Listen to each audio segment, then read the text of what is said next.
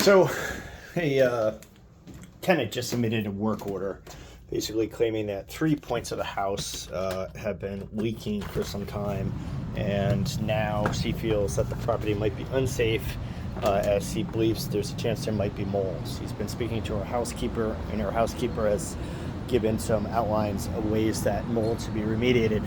So I think there's a little bit of value here in discussing it for landlords and rental property owners. A little bit to unpack here. Let's start with that the property's been leaking for some time.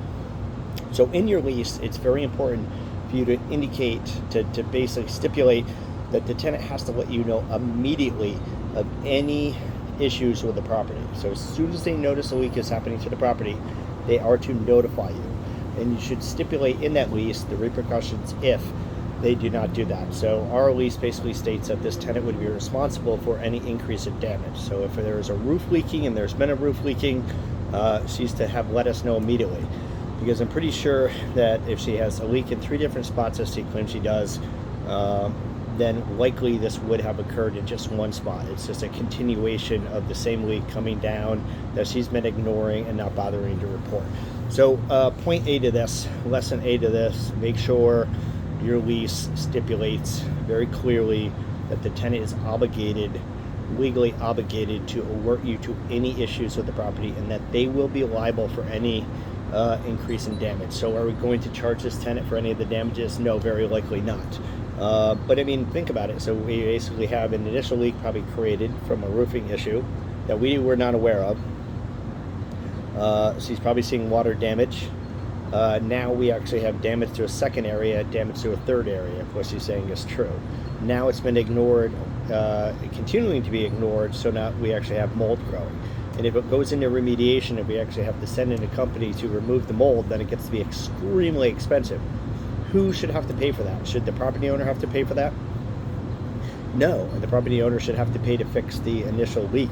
And to fix the initial damaged wall. They shouldn't have to pay to fix 3 walls. They shouldn't have to pay to have mold, thousands of dollars to have mold remediated, because this tenant could not live in the space and take care of their basic responsibilities.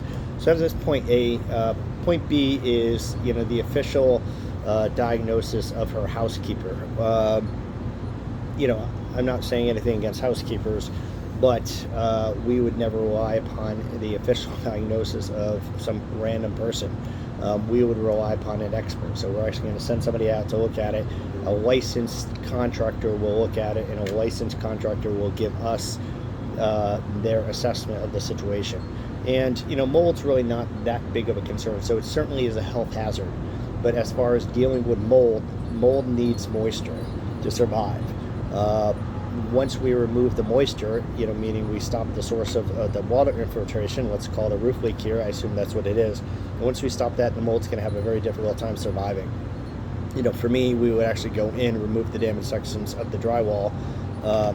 We would actually take it a step further than what I think is what needed, and that's what we would spray the area down with bleach, and then we would go ahead and drywall it back up. Paint it, and you can actually get mold inhibitors and add it to the paint that you kind of paint it with. The mold would no longer be able to really survive without moisture. It's going to be encapsulated by drywall and paint, and to me that would be a 100% safe solution. If it goes into remediation, the companies tend to be very scammy, so they're going to charge thousands of dollars, and they're just going to come in and rip open the wall. They're going to take steps to kill the mold, then they're going to leave.